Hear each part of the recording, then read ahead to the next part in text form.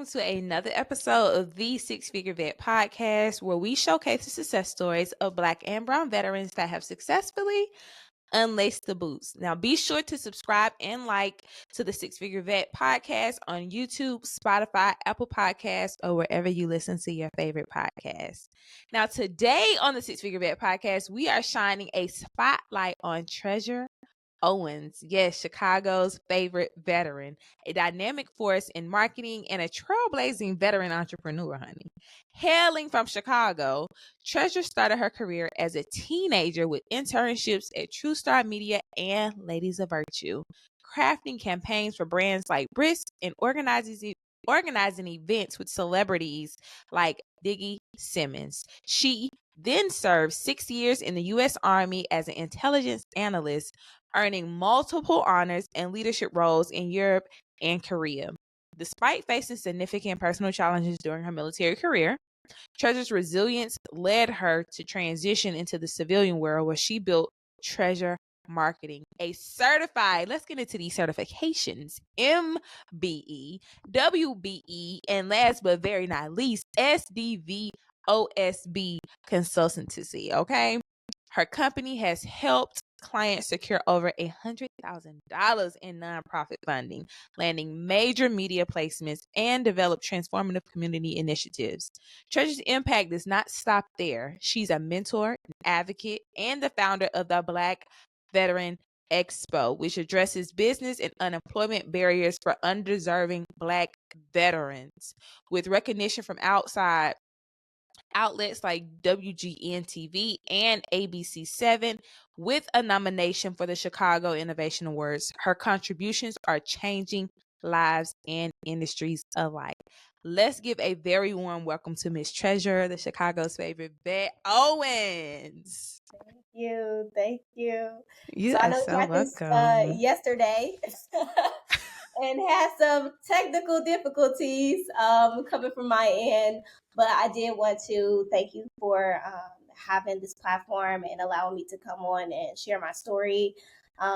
Your ability to amplify our Black and Brown veterans' voices is truly appreciated, and it's impactful. I just want you to know that the work that you're doing is impactful, and I'm really honored to be here. Thank you. Now her giving me my flowers, y'all. Y'all heard that? She said amplify, baby. I'm gonna invite them and bring them and be like, "These are your virtual flowers," but girl, I had, Listen, honey, I'll say the words, baby. I'll say the words. I appreciate it. So I always like to start off every episode with doing a mental health check-in for every single vet that comes on. So how are you doing today mentally? And that's the real question, because yesterday was ghetto. Oh, yes, yesterday was, oh my God. Okay, look, first off, I'm gonna say this, okay? Listen. We were doing our vision board parties, and that was great. The kids was having fun. They was showcasing their vision and things like that. That's what we wanted to happen. The issue that I was having was, one, they got this music blasting in my ear, because I'm sitting right here and the projector is right here. The music is blasting in my ear. And we were doing that for 2 classes, because the seniors is 2 classes long. So you got this music blasting in my ear. And so that I was starting to get overstimulated. Then my mom's not answering the phone. That's where I was supposed to go after the program so that I could be on this call. And it was just an absolute mess. Things weren't going the way that I wanted it to. But today has been a great day. Yes. I just joined the Chicago Urban League Metro Board. Shout out to the Chicago Urban League Metro Board. Amen. Okay, look, we gotta get our recruitment numbers up. But yeah, so we had our first meeting today with me kind of like being in more so of, I guess, like on the leadership position. I'm now one of their marketing assistants in the PR committee. So it was a great day. We ate, we laughed, we talked about the budget and all those things. So I feel good.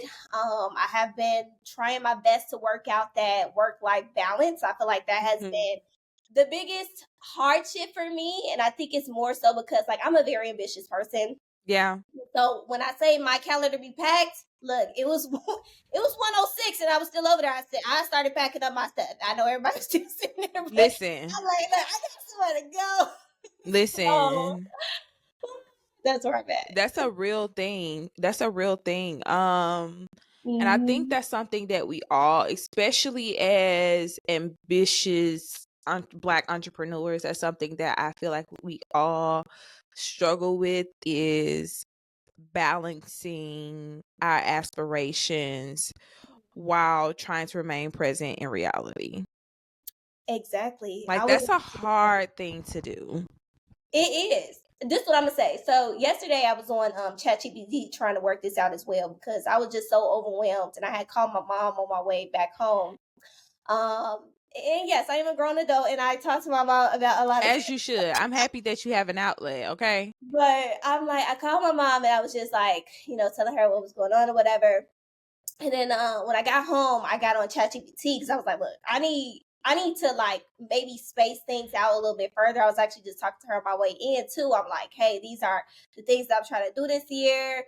I was trying to go to like one training event every month, so be a part of some type of leadership program, just really harping on those skills. Mm-hmm. And I was like, maybe I should take a break in between every month because that sounds great in like hindsight. But if you actually look at the reality of that, like having to travel and stuff like that, the jet lag from that, getting back on schedule, your circadian rhythm is off. So I was trying to use ChatGPT to kind of get it in order. What have you been doing to try to get things in order and like have that better balance? Planning out in segments. So, I've been reading the 12-week year. I'll tag the video. I actually did a video on like glowing up in 2025 for Black entrepreneurs or veterans that are transitioning, and I'm reading the 12-week year, and we overwhelm ourselves by booking so far out. Mm-hmm. We really overwhelm ourselves by booking so far out, and just, okay, so let me come up with, I want to make, if I have 4 major goals for this quarter, I want to perfect them and I want to knock them out of the park instead of me having 10 goals and I barely meet them. I'm like scraping and now I feel like I'm Yeah. struggling. I rather set 4 really big, impactful goals where I can responsibly divvy up my time where I'm not feeling overwhelmed versus me saying, okay, I'm gonna do 1 through Z or A through 12 or whatever, and do all these things, and now I'm dealing with burnout. Now I'm dealing with anxiety because, girl, I suffer from anxiety, so I get overwhelmed like and overstimulated, and I already have a lot on my plate. So it's like, okay, this quarter I have 1 event that I want to do. I want to get into this training that is offered by IVMF, I believe it is. So focus on building this event. Veterans Edge or Veterans what's Yes. it? I think Some I'm going to Edge in Phoenix. I could have the names wrong because I know they got a couple different programs. yeah. So trying to get into that program. I'm in school, so just making sure I keep my grades up and securing a certain amount, of course, monetization and around in 6-figure vet and just branding there. So I have just 4 major goals for this quarter that I'm really, really focusing on. And then I break them down like, okay, in order for me to achieve this goal, what does my schedule need to look like and how much time do I need to allocate to that without feeling overwhelmed? And then I just start breaking them down like that. And if that means, okay, this week I'm willing to take 6 1-hour meetings. That's all I got. So if I have 6 1-hour meetings booked up for 5 days, you're gonna have to catch me next Monday. Okay. I'm sorry, baby. Okay. This is all that I allocate to this week in this section. So once this is filled up, I will prioritize it from, the top of the list to the bottom of the list. But once it's booked, baby, you're going to have to catch me on the next week. You're going to have to get in where you fit in, because I found myself like wanting to do so much and wanting to pour into so many areas that I ended up taking last year. By the grace of God, I was able to complete 19 episodes within my first season, within the first 6 months. But I was averaging like 6 hours of sleep for like 48 hours. 6 hours of sleep For 48 per 48 hours. Oh no, girl, what you And I was working, I was in school, I'm my own personal VA, I'm doing, real estate stuff. I'm just like, I'm trying to book different speaking engagements. I'm just doing all of these things. And Yeah. I got to a point, my goal last season was 20 episodes, and I got to 19 and I just shut down. I was burnt completely out. Yeah. And I didn't start back up until 6 months. I didn't put out another episode for 6 months. So I was like, going into this season and with the expansion that I want to have, I had to find a better system. And it was, okay, I need to set better boundaries around my time and around my ambitions. Like, you don't have to get all these things accomplished in 6 months. The internet be lying to us talking about locking in for 6 months and then you can become an overnight celebrity. Baby, I don't want it if it's going to take 4 hours, 6 hours of sleep every 48 hours. I don't want it that way. So let me find a way to get it in a healthy space. So that's what I do. Mm-hmm. Yeah. But let me get into this. So give me some background on Treazure, because y'all, Treazure really my home girl. So this really us laying out into our group chat. But but tell the people where you're from. What were you doing? We know that you started your marketing passion, I want to call it. I don't even want to call it career, because you just have so much drive around the marketing space, and we're going to get into that. But tell the people where you actually originated, where you're from. What was you doing before you became Chicago's favorite vet? Give us some backstory, girl. We tuned in. Okay.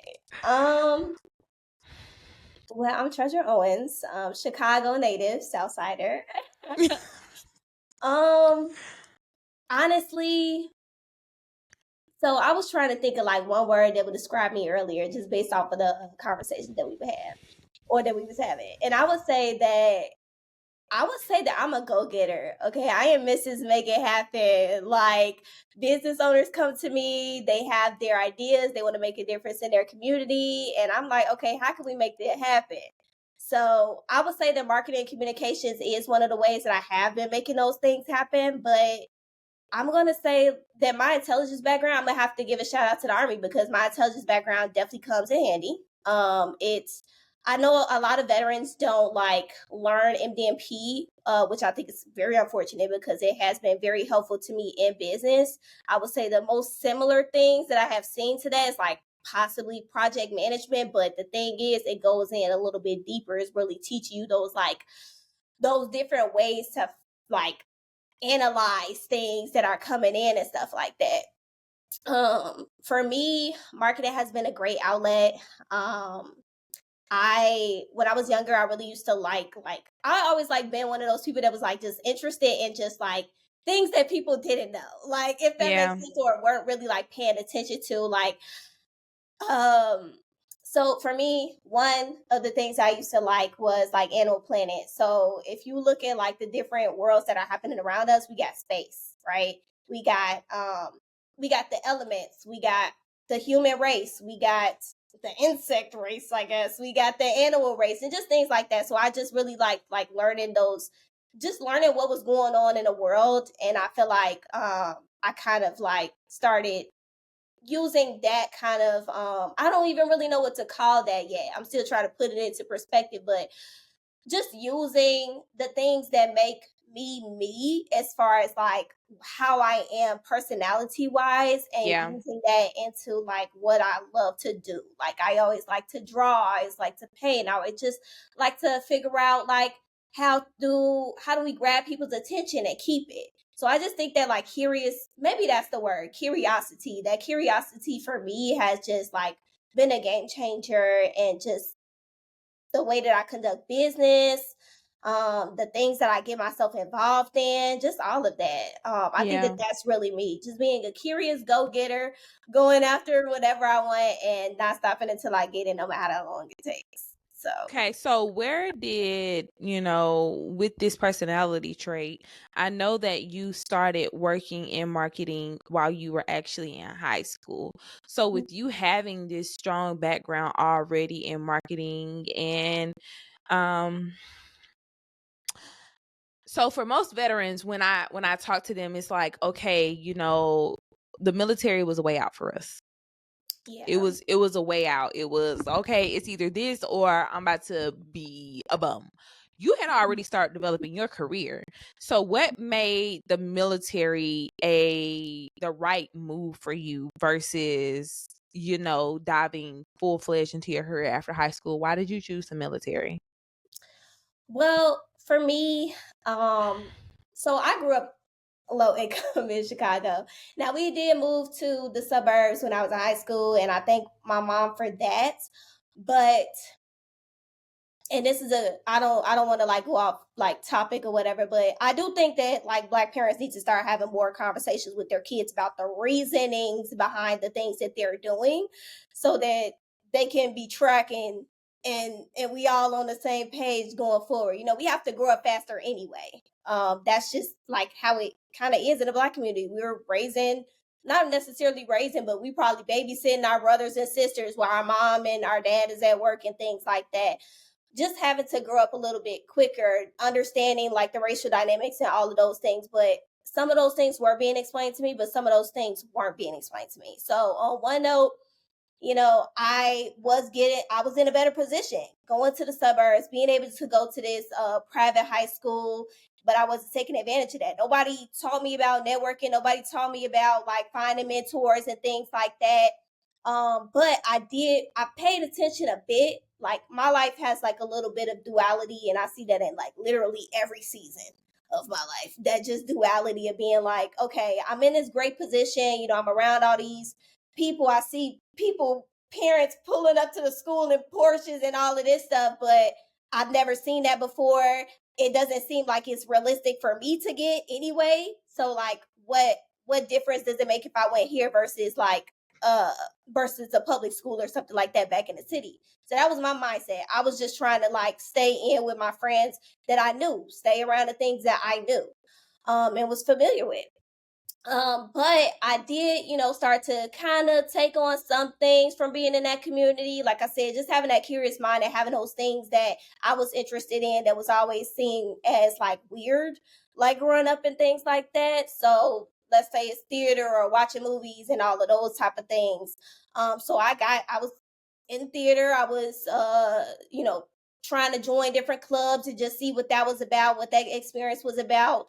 I was in this mentorship program called Ladies of Virtue. They were, you know, teaching us different skills and things like that. That was starting to draw my interest, even though, you know, I was always late going there and a little bit apprehensive at first about like just opening up and things like that. I was kind of in my shell, just like, oh, these people so fake. Like that was just my mindset. Like they so fake happy and just all this. But it's different kind of Black people. We all at different economic statuses and everybody's with different energy, but I wasn't used to all that. So Right. just being confused in all of that space or whatever. I ended up going to a public school after that because my mom was like, I'm not going to keep paying for you to go here. Even if you're doing work study to, you know, continue to pay for it or whatever, I'm not going to take anything out of my pocket. So I ended up having to go to public school. Didn't end up graduating on time from there. And at that point, you know, I did, you know, kind of develop those skills over time, which was my mindset of how to get out of my current situation. Develop skills. And I didn't graduate on time. I ended up just being like, okay, I'm gonna go down to the recruiter's office and just see if the Air Force is open. That was my goal. Okay. Going to the Air Force. I had a $14,000 scholarship over at, I can't even remember the name of that school, but it's like in Evergreen Park area, whatever. I had a $14,000 scholarship there. Didn't know how I was going to pay for the other half. So I just figured that the military would cover all of that. So I went to go see about the Air Force. Air Force wasn't there. Army was there. Yeah. And then I just kind of got stuck. Because, you know, sometimes, especially when you don't have like anybody to like tell you what those things, like what this experience is going to look like, you just gonna, well, I don't know about everybody else, but me, 18-year-old me, I just went for it. I'm like, okay, they like, I don't know. I was like, I don't know. Like, if I like go talk to the Air Force after I didn't already talk to them, like, how is that gonna look? One, I could have just went to another recruiter office, but that wasn't a thought that went through my head. Right. But We just that's how throwing I stuff on the wall hoping it stick. uh, We just throwing stuff on the wall hoping it stick. exactly. But yeah, that's how I ended up in the Army, essentially. Okay, and you were in intelligence while you were in the Army. Mm-hmm. Okay, so I like to consider Treasure one of my favorite advocates, especially for veterans that look like us. She is, when I first found Treasure, it was just like, oh, she just like me. Like she is fighting for Black veterans. Like she's me in Chicago, right? But what were some things or some challenges or hardships that you faced in the military that make you so bold about advocating for African American veterans now? So for me,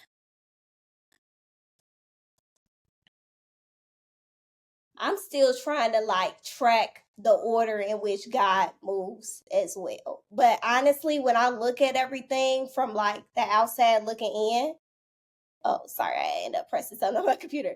Looking at my life from the outside looking in, I could see that like kind of invisible string that brought everything together and why certain things needed to happen as well.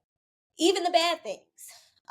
When I first got into the military, you know, I'm coming in as a 35 Fox. My intent when I went into that office was to go like National Guard or part-time, things like that. I didn't really understand the difference between active duty, National Guard, and reserves until when we were graduating.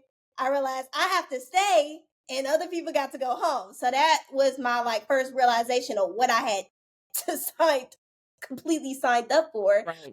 But you know, when I started to just get acclimated to the situation, I kept finding myself in positions where I had to learn. Like I was like God was just always making an example out of me in every freaking situation, always making an example out of me. And so I had to learn different regulations. I had to learn just I don't know. He just always kept putting me in a position to learn something. And when I was overseas in Korea, I remember like my first tour, this was my first duty station. Now, one, Black people always coming together regardless, right? No matter where we Every are. We're situation. always looking for each other. So we would have like Sunday dinners and things like that. Me and my friend Tanya at the time, we're not friends anymore, but she was also a veteran in the Army. We would throw these dinners together and we would just have like different events. We would just kind of like, I found myself as like a matchmaker. I'd be like, oh, I'm a friendship matchmaker. Like, oh, you're this sign, this zodiac sign. I'm gonna connect you with this person over here, or whatever. And that's like kind of how we did things over there. And then I ended up getting demoted, and then I was again in that position to have to learn. And I remember I even had a sergeant at the time who wouldn't like tell me different things. If I would ask her like, how do I learn about this in the military and that about the military, she wouldn't tell me. She would make me have to look for it. And just all of these situations that just kept going wrong. Like things just kept going wrong. And I feel like that kind of like when things kept going wrong, I had to keep learning. Mm-hmm. And then we get over to our tour, not our tour, our rotation in Europe. I started running into situations where I was getting targeted. With my sergeant at that time, he was a white male. To be honest, I think like in those type of situations, you know, you're coming in. We kind of go from these different stages being a Black person in the military. First, you're a pet. Oh, it's great. Oh my God, we got a Black person here. Da, da, da, da. Then once you start outshining them, then you're a threat. So Yeah. that was the situation that I found myself in. And I just, you know, I connected with our community. So for me, that was like my grounding space, just being around people who look like me and spending my weekends with people who look like me and trying to find spaces where we could come together and we could celebrate each other's accomplishments that we were making. If somebody got promoted and they didn't do a promotion ceremony, okay, we're gonna do it on our own. Like Yeah. just like that. Was a situation that I found myself in, and just having to teach like the regulations that I learned. So like I said, I kept ended up in all these different just things going wrong. So I was able to like talk about those things and connect with people who didn't have that knowledge because they didn't have to go through that, thank God. But that was my situation there. Found myself in the National Guard once I had enough of all that. I'm like, look, I'm gonna start my business. I incorporated my business. I said, I'm not gonna work for nobody else after this. I'm going straight to school. I'm gonna go down to Fort Bragg, which is the perfect base to be on, especially if you're considering intel. My battle boo at the time was down there. They had a fat bonus for me down there, and all I had to do 3 years. So I ended up finding myself down up in North Carolina. And even down there, that was the first time where I like really started to have like more Black leadership, actually. Thank God. Yeah. I'm so grateful. I am so grateful. God, I'm having a brain fart right now, but anyway, it was this one staff sergeant. And he was just like, what did he say to me? I was so angry, G. Like, I had so much happening to me in the military, but he took me to the side and he was just like, we're not like that. We're not like that here. We're not here to put you down. We're here to help you with your career. Like, and that was my first time experiencing that within the military, especially from Black leadership. I'm gonna say my Black peers, it was great, but Black leadership, I wasn't getting that same like, I'm gonna take you under my wing. I didn't have that. I think when I was on the ship, and it's crazy because like, if I'm just being completely transparent, I did shout out to SH1 Walker, shout out to retired, shout out to CSC retired, McDonald. There's a couple other, Black people that were higher ups or that were in leadership positions that didn't make me feel small, but I ran into some real not nice Black leaders. And it's crazy because you see it and you don't think you would see it. You hear about it in corporate America, but it's not talked about as much in the ranks. But you have Black leaders that make things hard, and it's like you don't. Just because you got to that level doesn't mean that if I get there, I'm going to push you down or I'm going to take your spot or that there's not another space there for me because you're there. And why get somewhere and make it hard for people that look like you that are under you? It was this running joke about the Filipino mafia on the West Coast. So like in the military, they call it the Filipino mafia. Y'all can't do nothing to me. I'm out. But it would be all these Asians, literally, and they ran the Navy like a mafia over there. I mean, from the officers to the E7s down to the E3s. If you were Asian, you were taken care of. Like food, rank, write-ups, anything. Like they took care of their people. But if you were Black, it was sometimes survival of the fittest. I had so many Black women in leadership be mean to me. Like, girl, cut me some slack. Like they were in it. It was super baffling. So let me ask you a question. Did you see that movie 6888? Yes, I did. So, oh God, I probably should have watched it a little bit, but I didn't think about that beforehand. But anyway, so with 6888, Carrie watched it because I don't remember the person who she played, unfortunately. But anyway, the way that the girls treated with all that stuff going on back home and just all of this, so that was kind of like me having all that baggage, right? Yeah, okay. I had all this baggage.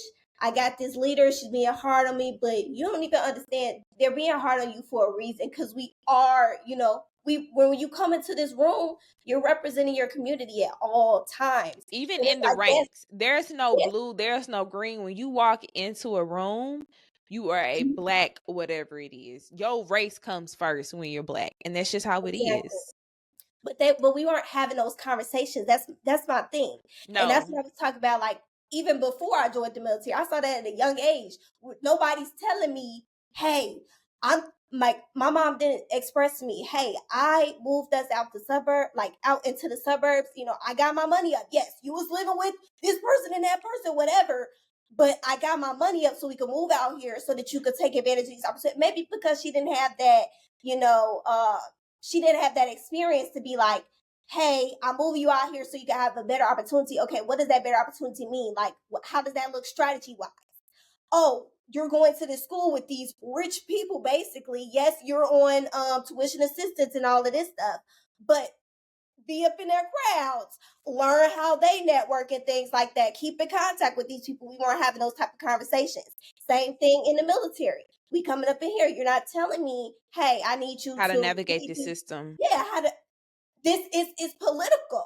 I need to teach you how to read these regulations. So when people come up to you, you know your stuff. You need to be able to represent our community at all times. But we weren't having those conversations. So now it's just coming across as like, oh, you just don't like me or something like that. So I connect them more to my peers more than up. And then even when I look to other leadership from other nationalities, then you got them, targeting you in other ways because you're Black. So then at the end of the day, it's just, I'm just wasting space here. Like that's what it can feel like. Definitely. But, So I stress creating a plan so much to veterans and active duty transitioning members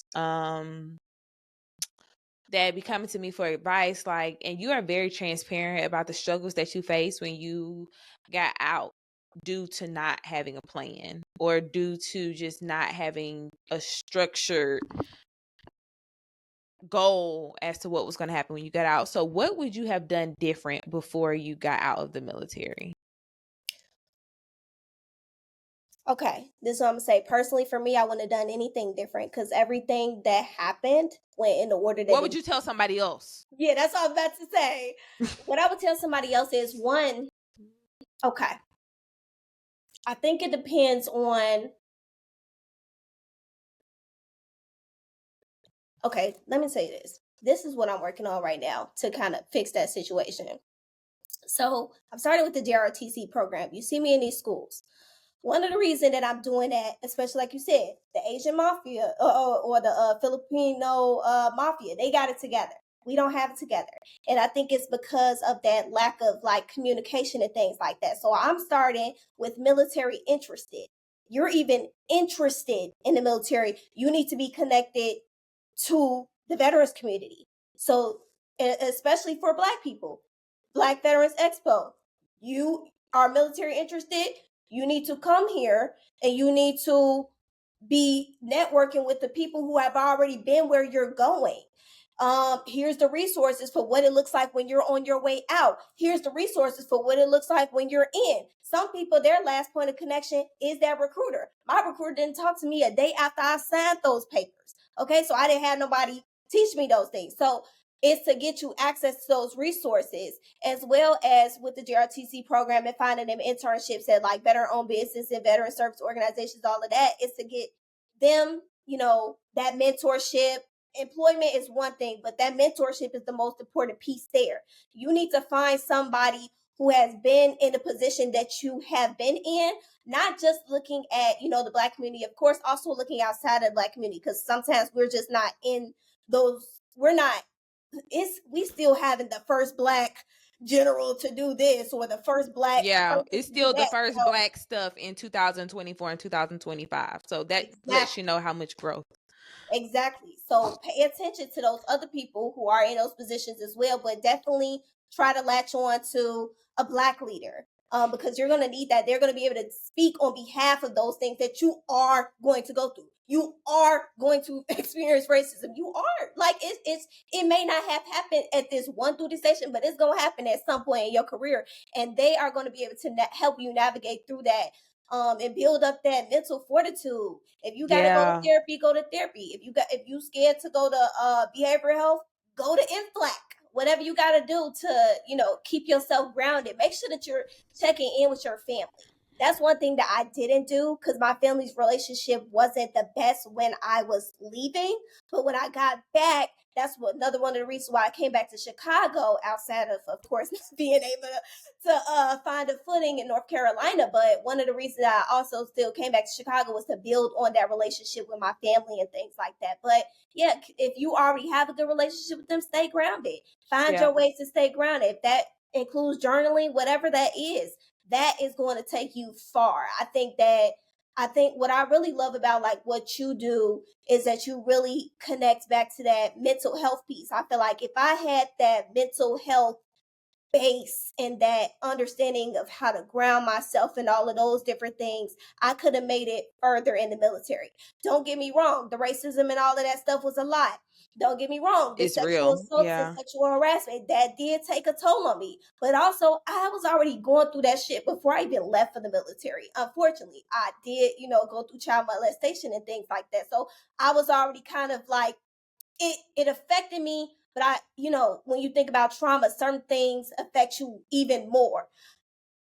And so if you have that mental grounding and you have those relationships and you have somebody to go to and you build that community, even if you don't have it for yourself, I think that that's going to help anybody prior to service start building that community now.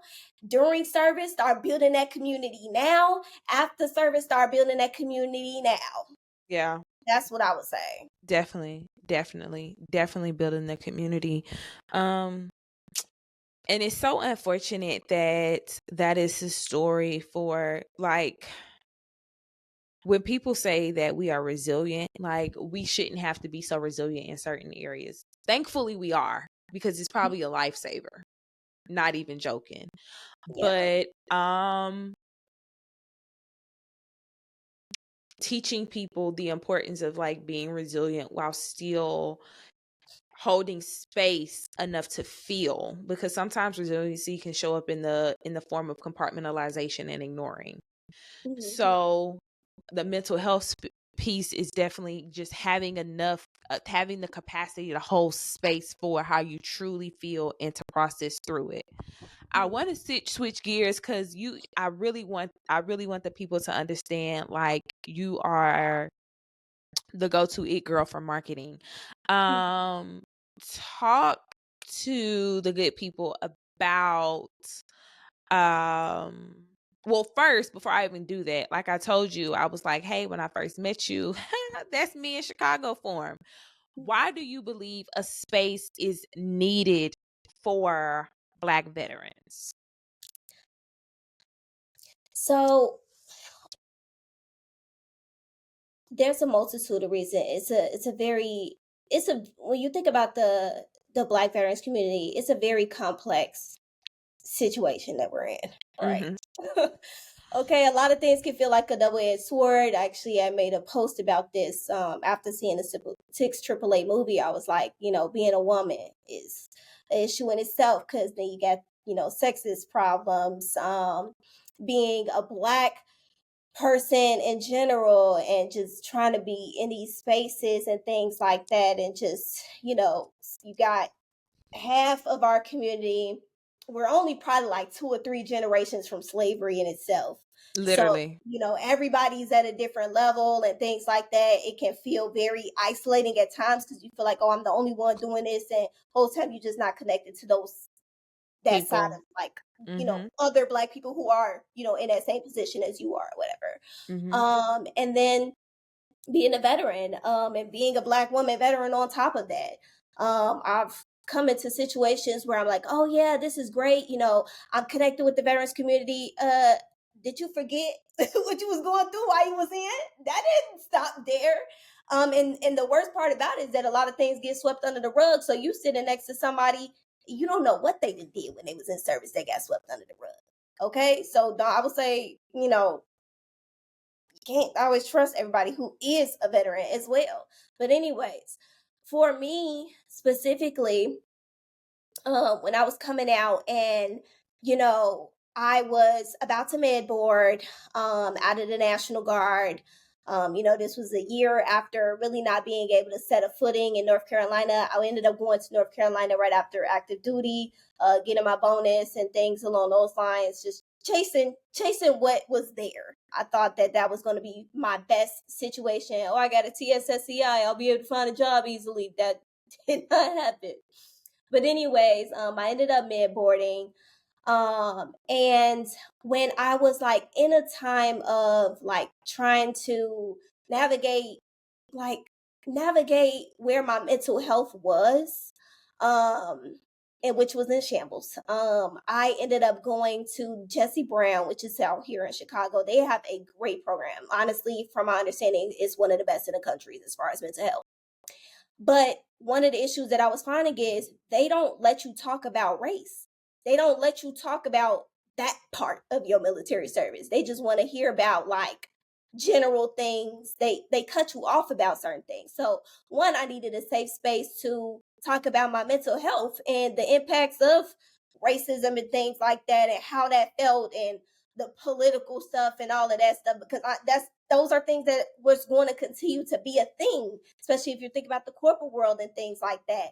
We don't have it probably wouldn't be EO, maybe it's the ERG program and all of that, and however they decide to go about it. I haven't had to deal with the corporate world outside of just consulting, but just having that space to be able to talk freely about what's going on with you and being around people who understand you fully through and through. Yeah. That's what I was lacking. That's what Chicago is still lacking. And that was one of the spaces that I was trying to create. And then outside of that, I took a look at, okay, I'm trying to grow my business. I didn't necessarily have that business help. Then I looked at the statistics. The Black Veterans Project is one of the organizations that are like looking into the like actually quantifying these things, so it don't just sound like it's coming from individuals. They're quantifying those things. Syracuse University, their IBMF program has also quantified those things. We have disparities when it comes to health and getting our VA disability ratings. We have disparities when it comes to that knowledge as far as entrepreneur education and things like that. So this thing is quantifiable. Please don't just think that it's just coming from personal experience. Yes, it is coming from personal experience, but that's a bar. That's a thing. We're not so many times, and I apologize, but so many times I get, why do you only interview Black veterans? Why are you only trying to like isolate? Have you not looked at the data, baby? Okay. Have you not looked at the numbers? Have you not looked at this is not just a white person that was in charge in the military made me mad and now no, there's a real problem. It's a real epidemic. Like, Black veterans are getting denied disability and they serve next to people, white counterparts. Black veterans are getting denied home loans. Okay. They're getting, like, come on, like there's a thing, and still somehow, some way, through the grace of God, we're finding a way to be triumphant. I'm gonna celebrate it. But we yes, always gonna persevere. Yeah, we always gonna persevere, but we won't take away from the fact of what you said. Like, it's quantifiable. Okay. We can measure it, baby, with a pole, with a stick, with a ruler, whatever you want, honey. We can measure out what's happening. And that kind of just takes me into the next question. So you are the founder of the Black Veteran Expo, which is an event held in Chicago for Black veterans. Walk us through bringing the Black Veteran Expo to life and the importance of networking for Black veterans. Like, a lot of Black veterans, we're terrible at networking. I'm sorry. So how does the Black Veteran Expo kind of feel that pain point? Tell us about that. So let's look at the Black Veterans Expo. this has been an event in the making. It was on my vision board for a couple years, again, as I was going through coming out of the military, especially like during my med board. I didn't have the spaces. I didn't have those safe spaces at all. Going to the mental health facility and they telling me I can't talk about this or that, things that are affecting me, like that are contributing to the decline of my mental health. I didn't have the safe space for that. We didn't have it. When it came to learning about business and things like that, I'm coming into these rooms, I'm trying to network and, from my understanding, because at the time when I was down there in North Carolina, I kept getting denied from jobs just back to back to back. I'm like, yo, what's the problem? Education. Okay, it's education. I don't have a degree. All right, cool. So then I dual enrolled. I was in my Fayetteville Tech Community College. I was at Fayetteville State University getting my degree at the same time, both of them. And I'm like, okay, that's still not pushing the needle. So what's the problem? I learned about the concept of networking and I became obsessed with it. Okay, I know that's right. Last event, every last event, anything I could get in for free, I was there. If I had to volunteer to get in the room, oh baby, I'm doing it. I don't care, because that's the biggest thing. We don't have access to knowledge, opportunity, and okay, so I tried to put myself in those rooms. I was studying people. How do they move? Who taught them these things? Because again, these conversations aren't being had in my household, at least. Because coming from low income, we're only a couple generations from slavery. We're trying to survive networking. Okay. We don't got time for that. Nobody's been in this position either. So I'm basically trailblazing in my family, especially on my mom's side for this. So anyway, I'm looking for these opportunities. I'm trying to understand like what the business will look like, what this politics of the whole corporate dynamic looks like, just hearing people's stories and things like that. And every time I would go into these rooms, especially with the veterans community, it would be like 2 or 3 of us. And even if it's 3 of us, at least 1 or 2 of them are side-eyeing me. So that's okay. I can't come to you. Okay. Or if I am in the room with people who are bringing me in, I'm like, hey, where the rest of us at? Right. I don't remember it being this limited as far as like Black people in the military. Like I said, when we was overseas, we was all together having Sunday dinner, things like that. So where's everybody? You know what I'm saying? That's the first people I'm looking for when I go into the room anyway. So I didn't see us. And I was having a problem with that because I'm like, are we not invited? Like, what's the problem? We don't know. We don't know. Outside of that, when I was going into Black spaces, so like I went to Afro Tech, which was super fun, and I do recommend you go. I also went to Culture Con. Well, Afro Tech. I don't want to like make it seem like it was just a fun thing. It was fun. It was educational, and it helped a lot of people get jobs. I didn't necessarily get a job from it, but a couple of the people who I went with, they got jobs. But anyway, went to Culture Con and just getting into these Black creative spaces and just Black spaces for entrepreneurship and corporate executives and things like that. I would always look for the veterans, and I'm like, yo, we need a place where we could just be Black veterans in business or Black veterans in corporate and start information sharing. We need to hear from each other. And those who, of course, they're all skin folk and kin folk. So those who, you side-eye me when I'm coming into this room and we the only Black people in here, please don't come. Those people who you're looking for your people. We're looking for each other. We're trying to share that knowledge with each other. We understand the position that we're in. Yeah. We are, again, only a couple generations from slavery.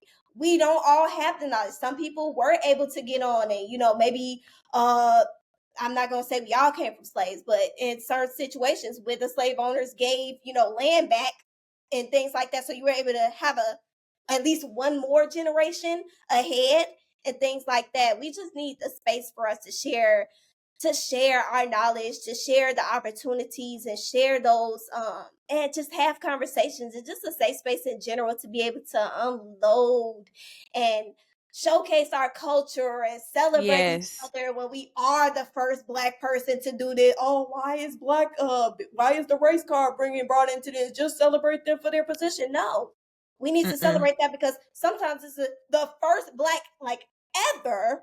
This is the first person of us to do, like, do this thing. That's important. Yes. That's important. You need to see yourself on the TV screen so that you can know that that's for you. I come into these rooms, if I'm the only Black person in there, I don't think that that's for me. And then, you know, it's I've noticed, especially in Chicago, it's a lot there, because it's a lot of political issues that have happened over time, and it's very segregated here. And on top of that, so everybody's always like, oh yeah, we're together, but we really not. I pay attention to what's going on. So that's, yeah, girl. Anyways, Okay. But yes. I am so excited for the Black Vet Expo this year. When I heard about it, y'all, Treasure was telling me about this event. Like, this was an idea of hers in 2022. Yeah, this was an idea of Treasure's in 2022 that we briefly spoke about, and then sis pulled it off and got a nomination for it. So I'm like, that's my sis. Let's go. Right. So I'm super duper proud of you, and I can't wait to see what 2025 Black Expo looks like. So before I let you go, I want to touch on you being SDVOSB certified, because that is huge. And a lot of people don't even know what SDVOSB is. Could you please kind of explain on what that certification is and why it is so important to Black business owners, but specifically Black veteran business owners? So, not just service disabled. So SDVOSB stands for Service Disabled Veteran Owned Small Business. All of those certifications are important to our businesses. Service Disabled Veteran Owned Small Business, Minority Business Enterprise, Woman Business Enterprise. Sometimes it's WOSB, which is Woman Owned Small Business. Whatever certifications are out there, go get them. Okay, ACDBE, which is Airport Concessions, Disadvantaged Business Enterprise. That's important to get. Those are one of the things that I'm working on right now. So when you are looking at trying to navigate helping the Black community as a whole, even just outside of the veterans community, we need to start paying attention to what's happening, where the money is going, how and where it's coming from. Okay, we got to pay attention to those things, right? So one of the things that one of the reasons why I got my certifications is because I knew that they had set asides. So when you think about like doing business with the government and things like that, the United States kind of runs like as a corporation, right? And then there can kind of like be a monopoly. And we've had, I can't necessarily speak to the monopolies that have happened in the past. I know something was going on with the West Pullman area. I got to kind of look into that a little bit further, because I don't want to like give the wrong information or whatever. But essentially, that's what we're like keeping away from it. That's why we have these set asides, from my understanding. And a set aside, for those that don't know, is basically like funding and business opportunities that are set aside for this specific demographic. So for small, disabled, veteran owned businesses, which is what a SDVOSB is. So basically it's where the government says, all right, these contracts, which could be $500,000, $50,000, $2.3 million. We're going to set all these aside, set them aside only for the people that got this certification. So the pool, now you're not this little fish in this big old pond trying to fight for food. Now you're this regular sized fish in a cup with like maybe 2 or 3 other fish. And so that just shows like you are way more likely to get access to these contracts, to this funding to grow your business, to get the opportunities to showcase what you're able to do. But let's touch back on that networking piece, right? So right now, I'm in these rooms with these legislators. I'm in these rooms. I'm having these conversations. Of course, I'm one of the only Black people in the room. Anyways, we're in these rooms. We're having these conversations. Let's look at Illinois as a whole. they're pushing for these initiatives for there to be more set asides and more statutorily mandated, which just means that like it's going to be written into the law that, you know, we have these set asides for our business so that we could do business, you know, wherever we want to do business. When you think about these things, yes, you could get these certifications. That's one way in. Don't get me wrong. You don't have to get these certifications. I do think it's important too, because again, just like I said, when it came to the job situation, oh, you need a degree. It's always going to be a bar or something that is put in your way to be that you're going to have to hurdle over. So I would always recommend just getting things ahead of time before it even becomes a problem or it becomes the next metric that's going to get, you know, mandated. whatever. One of the biggest things has been insurance. But anyways, I'm going to say this to coming back to that networking piece, right? Yes, that's great. They're putting a lot of legislation behind helping veteran business owners get these opportunities. But when you think about those other certifications that come in handy as well, so when you think about minority business enterprise and things like that, right? I need y'all to remember. I need Black and brown veterans to remember we're not the only minorities. I especially need Black veterans to remember we're not the only minorities. So when you're not in these rooms and you're not having these conversations with these contractor offers and You're giving the others. Exactly. And that's the part that people don't be like wrapping their head around, but I be trying to like drill it in. And that's the point of this Black Veterans Expo, to be like, hey, look, come meet these supply diversity officers. You know, they always say like, oh, we can't find veteran owned businesses. Okay, well, that's what you need to reach out to me for, because I'm a find them. Okay, Right. like even if they're not certified, I'm going to find them. And then again, like I said, sometimes in some cases, it's always who you know. At the end of the day, it's who you know, it's what you know. All of that comes into play. You got to have a bunch of cards in your hand to be able to play these games that are being played. Okay, it is a game. And if you don't have the cards, you don't know the rules, meaning you don't know your regulations, you don't know the laws and things like that, you're not going to be able to have a good hand. Or you might have a good hand, you might not know how to play it in that realm. So I'm meeting these people, I'm connected with them, I'm making sure I bring people in the door with me. Even in the cases where some people don't have that certification, they have still been able to get in the door, and that's because, again, it's who they know. And so I just think that these things are important to just have, just in case, just like a degree. I don't plan on working for nobody outside of doing consulting, but I'm still getting my MBA. I'm still getting my doctorates right after this, just in case that becomes another next hurdle that comes into play. So I just need people to like really, I need our community to really just get those things out the way, especially we in a great position where veterans, things are free for us to get. Take advantage of it. Take advantage. And you said something really powerful there. We have a really good hand. We just don't know how to play it. And that's a lot of us. You are a minority. Yeah. You are a veteran. Mm-hmm. Some of us are women. Mm-hmm. You are disabled veteran. If you even got 10%, you ain't gotta be 100 PNT. Just sometimes some of these programs only require you to be a certain percentage, like 20 or 30%. Those are all great cards. Yep. People out there, these corporations out there, set money aside for people that fall in those categories, hoping people like you don't realize it. Mm-hmm. So they'll say, yeah, I'll give minorities $5 million, but I'm not going to tell nobody Black about it. I'm going to make sure I'm going to make the information hard to reach to certain minority communities. Mm-hmm. Okay. So things like the Black Veteran Expo, things like the Black Vet Mixers and all of those things, go to them. Get out of your house, get in your car, get in an Uber, go to these events, because that's where the knowledge is found. And you might meet a veteran like Treasure. You might meet a veteran like me. That's not to say we know everything, right? Because it's we learning, baby. We are trail blazing.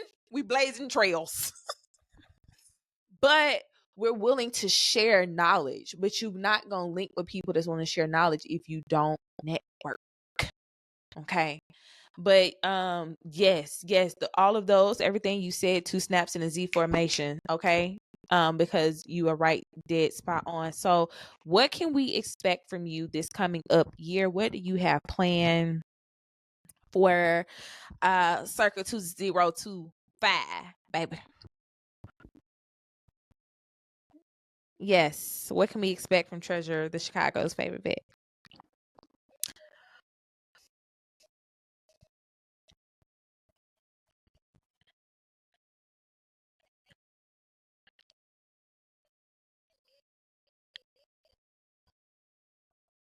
That's the last weekend then.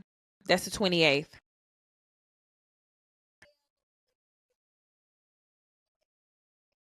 21st. Okay.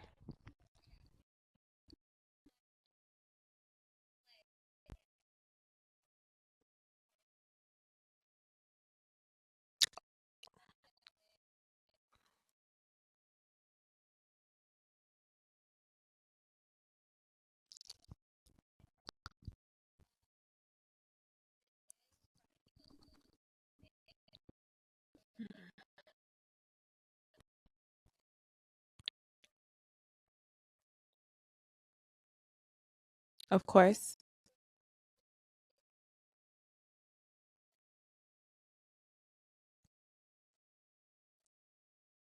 Yes.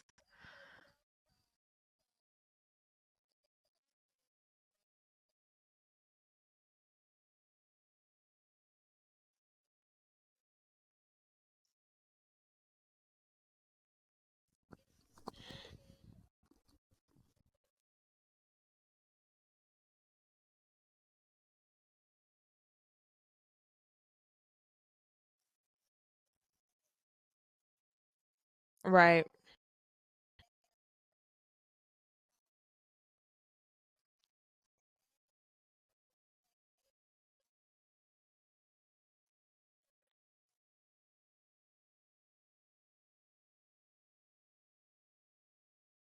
Doing it anyways.